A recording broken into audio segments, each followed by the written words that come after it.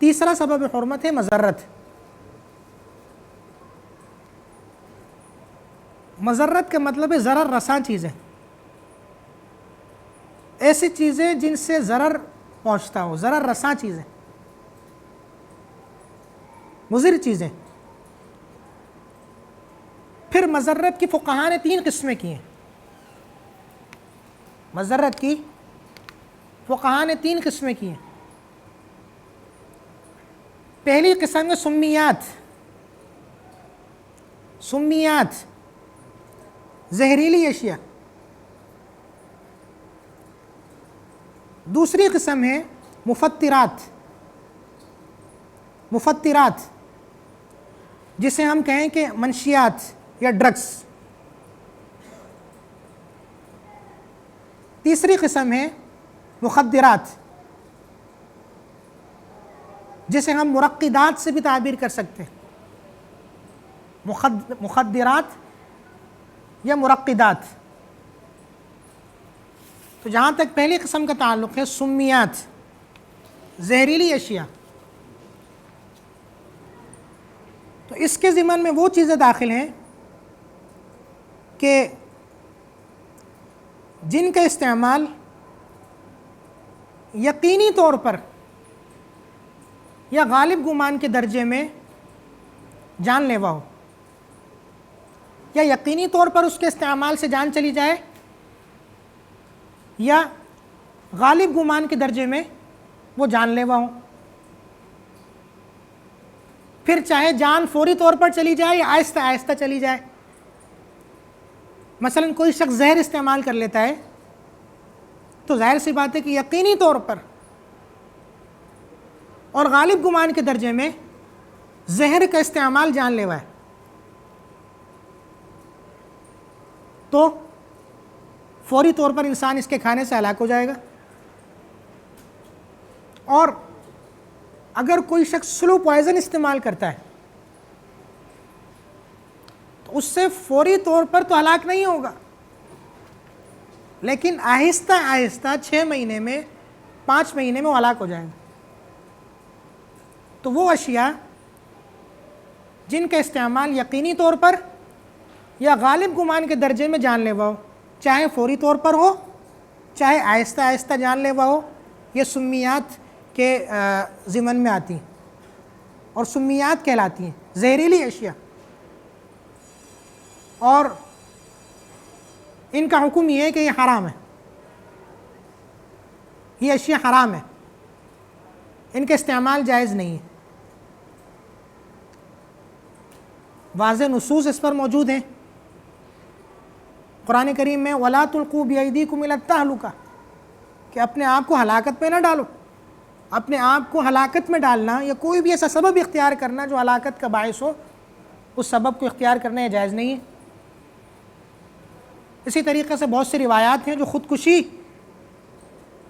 کی مذمت پر اور خودکشی کی ممانعت پر وارد ہوئی ہیں، وہ ساری اس ضمن میں پیش کی جا سکتی ہیں.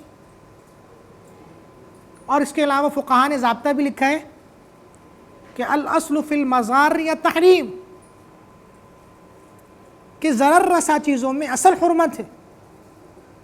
اصل یہ ہے کہ اس سے بچا جائے اور اسے استعمال نہ کیا جائے.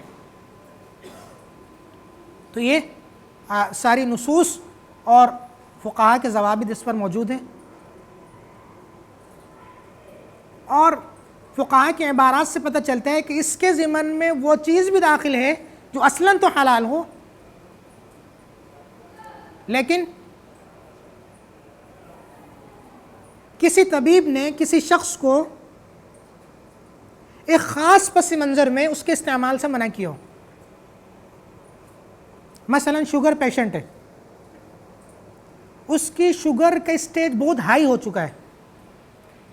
ڈاکٹر اسے یہ کہتا ہے کہ اگر آپ نے چینی استعمال کی تو آپ کی ہلاکت جو ہے وہ سامنے ہے، اور یہ چینی کا استعمال کرنا یہ ہلاکت کا سبب بن جائے گا.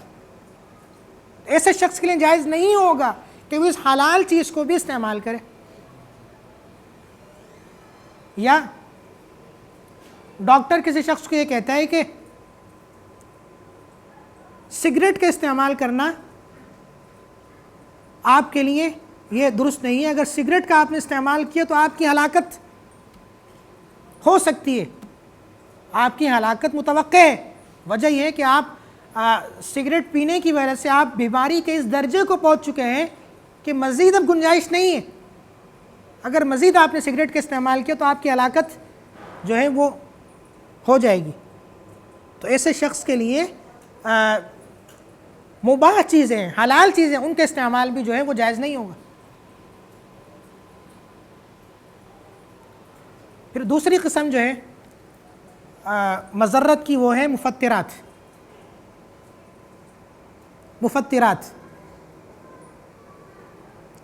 مفطرات کا مطلب ہوتا ہے منشیات یا ڈرگس. منشیات یا ڈرگس. مفطرات کا لفظ ایسی چیزوں کے لیے استعمال ہوتا ہے جن کا استعمال کرنے سے انسان کے اعضاء ڈھیلے پڑ جائیں اور انسان کے اعضاء جو ہیں وہ ٹھنڈے پڑ جائیں. تو یہ ساری چیزیں مفطرات کے ضمن میں داخل ہیں کہ جن کے استعمال سے اعضاء ڈھیلے پڑ جائیں اور اعضاء ٹھنڈے پڑ جائیں. تو یہ ساری چیزیں مفطرات کے ضمن میں داخل ہیں. اور مفطرات کی پھر تعریف آپ یوں کر سکتے ہیں کہ ایسی اشیاء جن کے استعمال سے انسان کی عقل کے اندر فطور پیدا ہو جائے اور اعضاء میں ڈھیلا پن پیدا ہو جائے, اس کے اعضاء جو ہیں وہ کنٹرول سے باہر ہو جائیں, اعضاء ٹھنڈے پڑ جائیں. تو ایسی چیزیں جو ہیں وہ مفطرات کے ضمن میں داخل ہیں. جیسے افیون ہو گئی, جیسے ہیروئن ہو گئی, یہ ساری چیزیں مفطرات کے ضمن میں آ کر کے حرام ہوتی ہیں کہ ان کے استعمال سے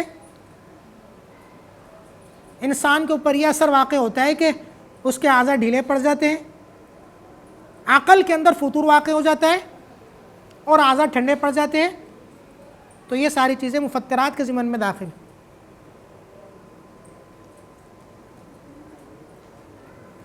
اور نبی علیہ السلام کی روایت بھی اس پر موجود ہے, واضح روایت ہے. نہا رسول اللہ صلی اللہ علیہ وسلم عن کل مسکر و مفطر.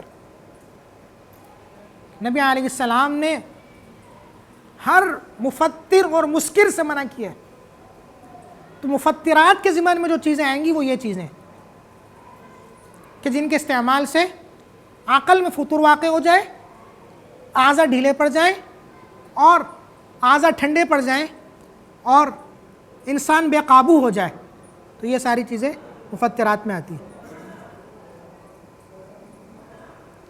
اور تیسری قسم ہے مخدرات. تیسری قسم میں مخدرات جسے آپ مرقدات بھی کہہ سکتے ہیں, یعنی ایسی چیزیں جو انسان کو بے ہوش کر دیتی ہوں, جن کے استعمال سے انسان بے ہوش ہو جائے,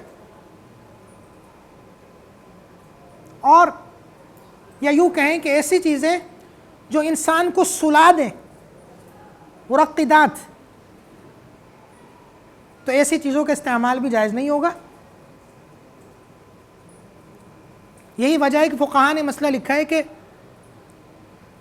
ڈاکٹر کے لیے اس بات کی اجازت نہیں ہے اور اس کے لیے شرعاً یہ جائز نہیں ہے کہ بغیر کسی ضرورت کے وہ کسی مریض کو زیادہ دوا دے کر کے اس کو بے ہوش کر دے.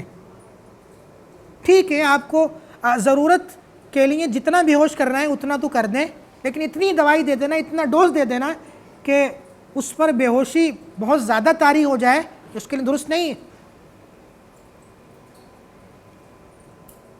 پھر مفطرات اور مخدرات میں آپ یہ فرق کر سکتے ہیں کہ مفطرات کے اندر عام طور پر انسان بے ہوش نہیں ہوتا, اعضاء پر کنٹرول چھوڑ دیتا ہے, اعضاء ٹھنڈے پڑ جاتے ہیں, عقل میں فطور واقع ہو جاتا ہے, لیکن بے ہوش نہیں ہوتا. لیکن مخدرات اس سے آگے کا درجہ ہے کہ مخدرات کے اندر انسان بے ہوش ہو جاتا ہے. تو مخدرات یا مرقدات، بے ہوش کر دینے والی اشیاء یا سلا دینے والی اشیاء، یہ ساری چیزیں جو ہیں، اور یہ تینوں قسمیں یہ مضرت کے ضمن میں آتی ہیں کہ سمیات اور مفترات اور مخدرات یا مرقدات. تو ان تینوں قسموں کے تحت جتنی بھی چیزیں آئیں گی ان کا ظاہر سی بات ہے کہ استعمال جائز نہیں ہوگا. استعمال کیسے ہوگا؟ کھا کے ہوگا نا. تو ان کا کھانا یا جسم میں اتارنا وہ جائز نہیں ہوگا.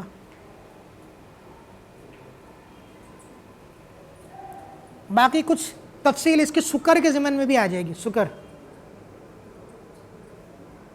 کیونکہ مضرت اور سکر ان کی مباحث میں کچھ اشتراک بھی ہے کہ بعض چیزیں ہوتی ہیں جو جن میں ضرر بھی ہوتا ہے اور نشہ آور بھی ہوتی ہیں. کچھ تفصیلات اس کی وہاں بھی آ جائیں گی.